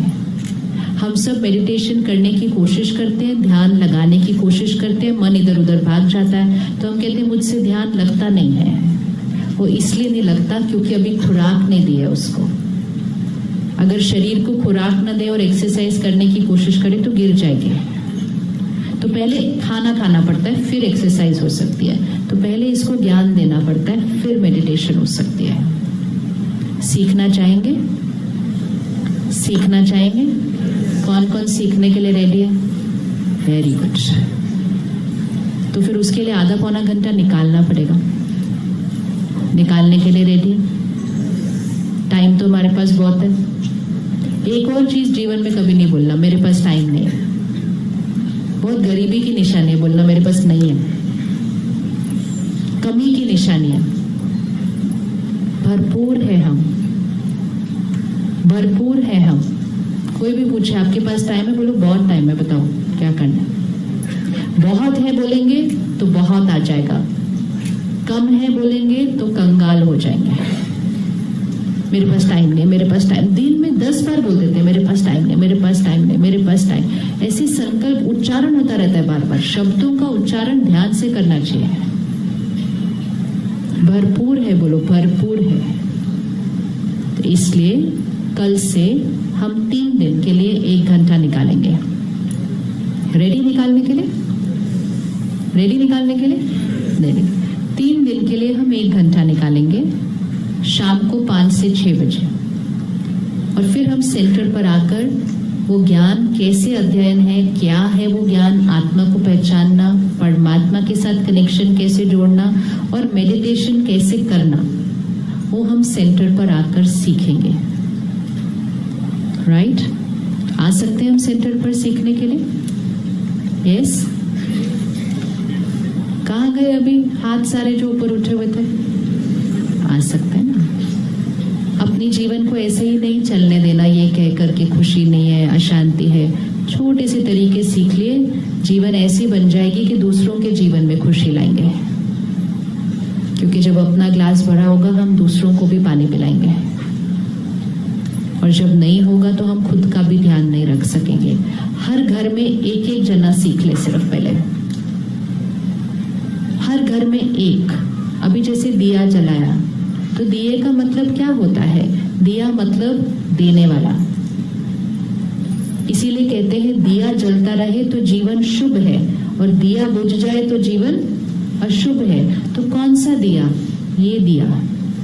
ऐसे वाला नहीं मेरा ग्लास भरो, ये दिया। प्यार दिया, सम्मान दिया, खुशी दी, मांगने वाले नहीं बनना है।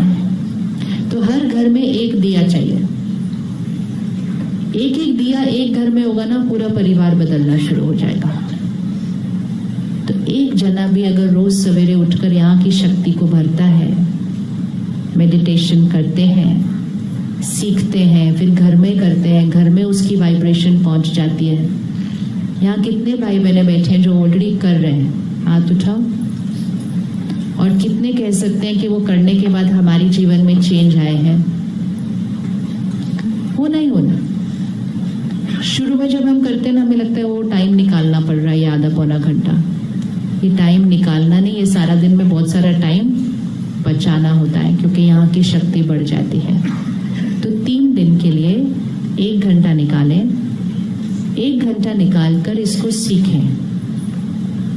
हमें लगता है वो वहां जाएंगे पता नहीं क्या बोलेंगे, ये नहीं करो, ये सब नहीं, सिर्फ जाके सीख के आना है। सीख लें। इसलिए सीख लें क्योंकि आने वाले समय में ये शक्ति सिर्फ आपको नहीं, सबसे ज्यादा आपके बच्चों को इस शक्ति की जरूरत है। लगता है आपको कि जरूरत है? इसको लगता है कि हमारे बच्चों को ये शक्ति की जरूरत है। बस तो खुद के लिए नहीं तो उनके लिए टाइम निकालें, क्योंकि हमारा सारा टाइम है उनके लिए होता है। जो वो शक्ति को भरकर आप सीख कर अपने अंदर लाएंगे तो ऑटोमेटिकली आपसे वो पावर बच्चों के अंदर जाएगी। हमने सेंटर पर हमेशा देखा है, जब भी पेरेंट्स सेंटर पर आते हैं, उनके चेंज से सबसे पहला बेनिफिट उनके बच्चों को ही होता है। और थोड़े दिन के बाद बच्चे, अगर किसी दिन वो मम्मी पापा सोचते हैं कि नहीं आज बारिश हो रही है या आज मैं बहुत थका हुआ हूँ, मुझे सेंटर नहीं जाना है, तो बच्चे बोलते हैं आप जाओ जाओ, वहां जाते हो तो घर में सब ठीक रहता है। तो बच्चों को सबसे पहला बेनिफिट होता है उसका। और सेकंड बेनिफिट ये होता है कि बच्चों के संस्कारों में चेंज आना शुरू हो जाता है, क्योंकि घर का वातावरण बदल जाता है, घर की वाइब्रेशन चेंज हो जाती है। तो जो जो पौधे उस घर में उग रहे हैं उनके ऊपर, सबके ऊपर वो प्रभाव आ जाता है। तो बच्चों पर इतनी मेहनत नहीं करनी चाहिए। हमारे कहने से बच्चे नहीं बदलेंगे, हम बदलेंगे तो बच्चे बदलेंगे। हम बदलेंगे तो बच्चे बदलेंगे। उनको डांटते रहने से, बोल के करके कोई नहीं बदलेगा। ऐसे नहीं बदल सकता कोई भी। खुद को बदलने से दूसरा बदलता है, वाइब्रेशन से दूसरे बदलते हैं। तो कल से 3 दिन 5 से 6 शाम को, डन? पक्का? यस? क्या चेंज कर दे? टाइम चेंज कर देना चाहिए। हाँ तो राइट, आप बताइए टाइम। अच्छा आप लोग बताइए कौन सा टाइम होना चाहिए? सुबह कितने बजे?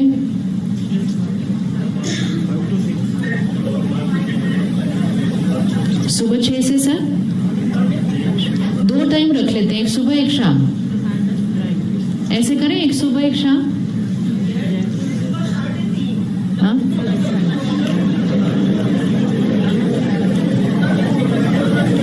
हम चाहते हैं सारे सीखें।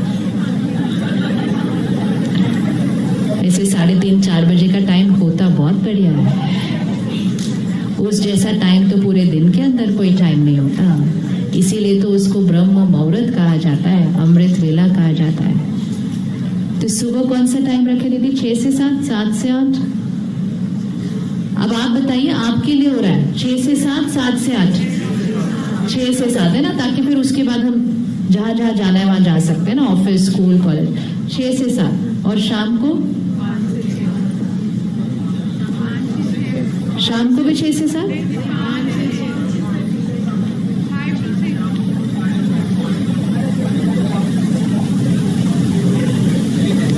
शाम को 6:30 से 7:30?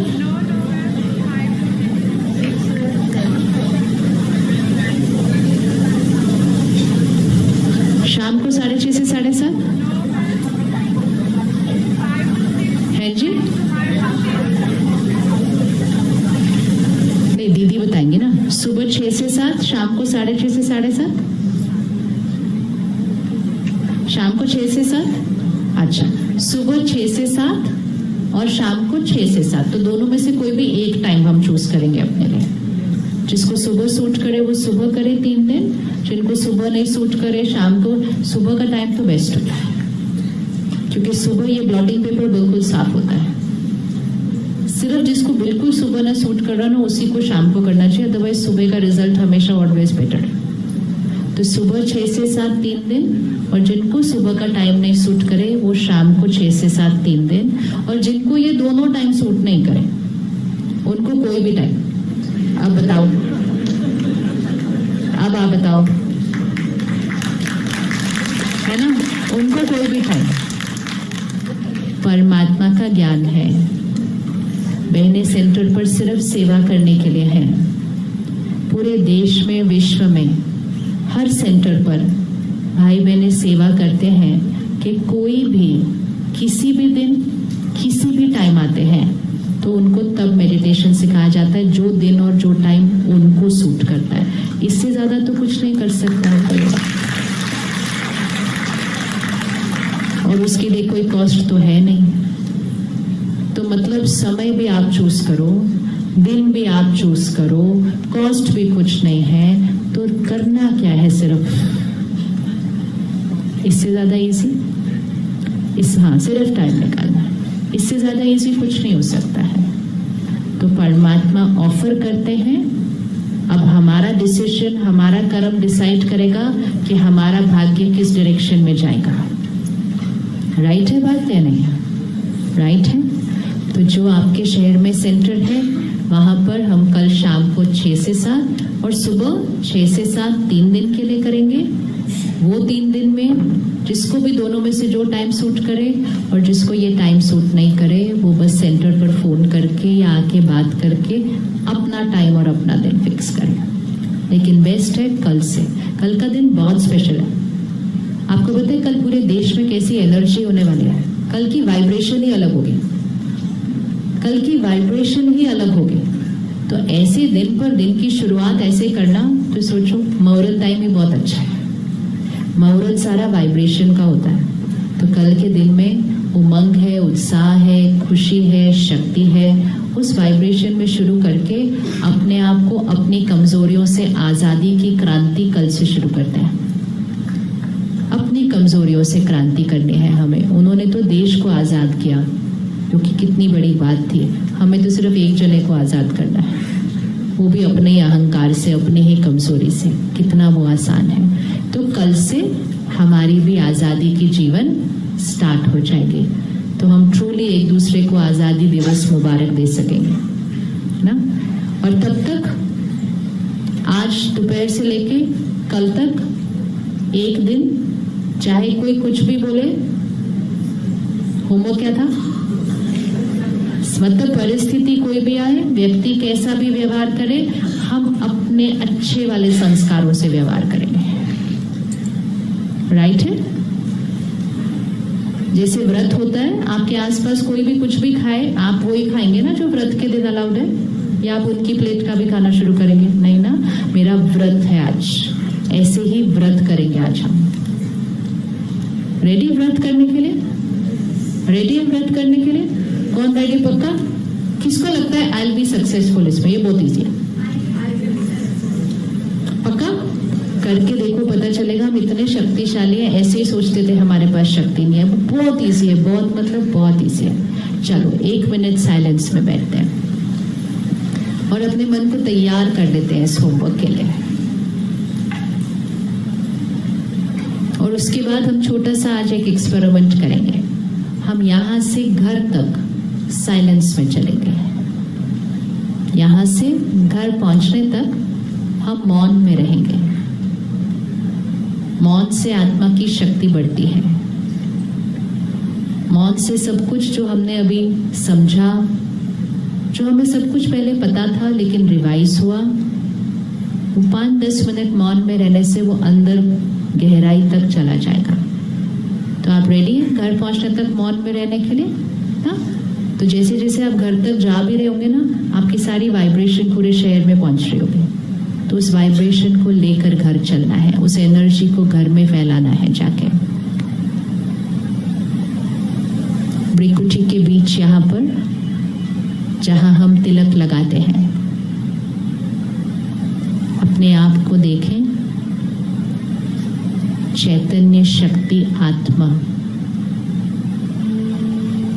चमकता हुआ सितारा,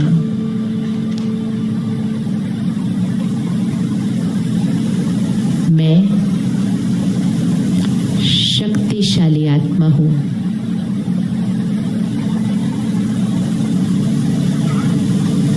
मैं शक्तिशाली आत्मा हूं।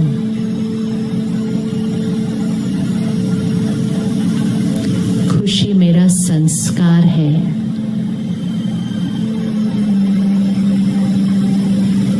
शांति मेरा स्वभाव है।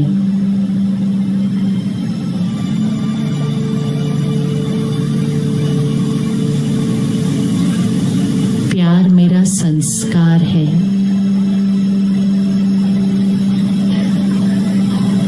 मैं आत्मा भरपूर हूं।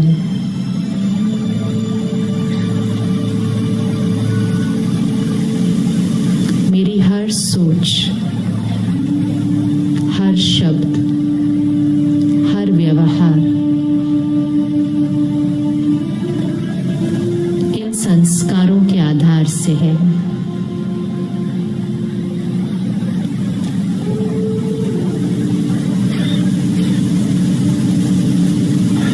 मैं परमात्मा की संतान हूं। दुख हरता सुख करता की संतान हूं। मैं भी उन्हीं की तरह औरों के दुख हर के उनको सुख देने वाली आत्मा हूं।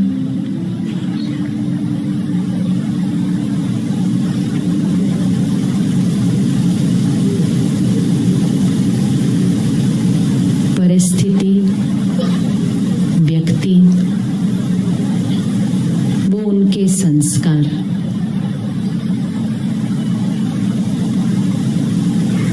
मेरी सोच, मेरा व्यवहार मेरे संस्कारों से होगा। अगले 24 घंटे मेरा व्रत है।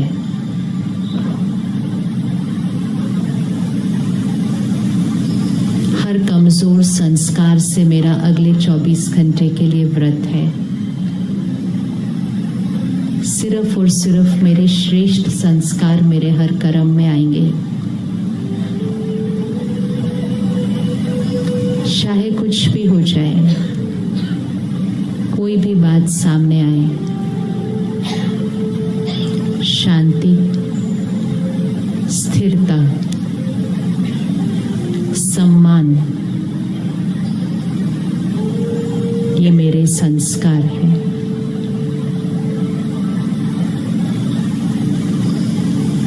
मैंने सिर्फ और सिर्फ इन्हीं संस्कारों को अगले 24 घंटे के लिए यूज करना है।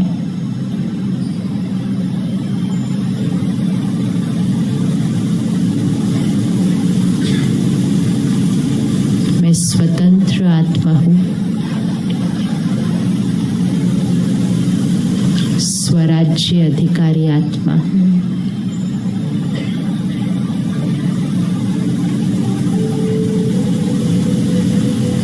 मन पर जीत,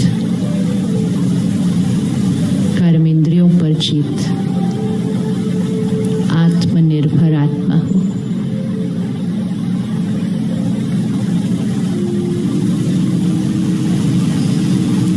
जो बात बीत चुकी, फुल स्टॉप। आज से मैं उनको क्षमा करती हूं।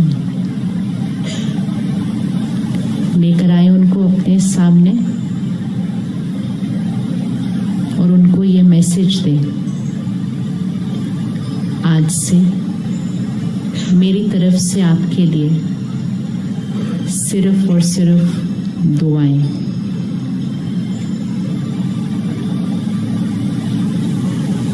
सिर्फ दुआएं।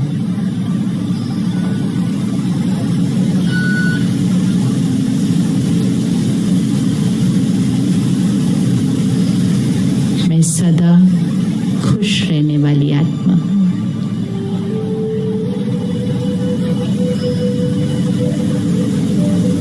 कल से अपने आप को गिफ्ट 1 घंटा मेडिटेशन सीखकर नेचुरल रूप से सदा खुश रहने की विधि सीख लेंगे।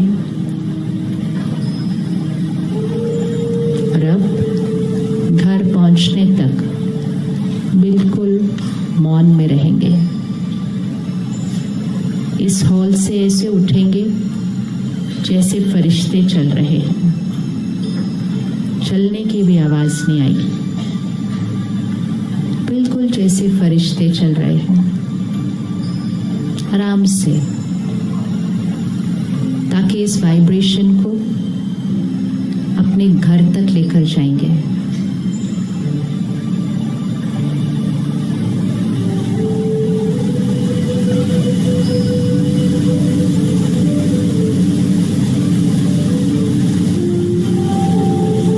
दरवाजा इस तरफ है, इस साइड है दरवाजा, ये दोनों साइड है, एक ही साइड है, दोनों साइड है।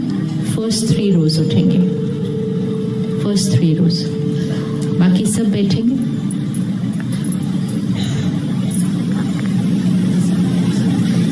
सिर्फ राइट साइड से जाना है, राइट साइड वाला जो दरवाजा है उससे चलेंगे, बिल्कुल साइलेंस में। इस साइड वाले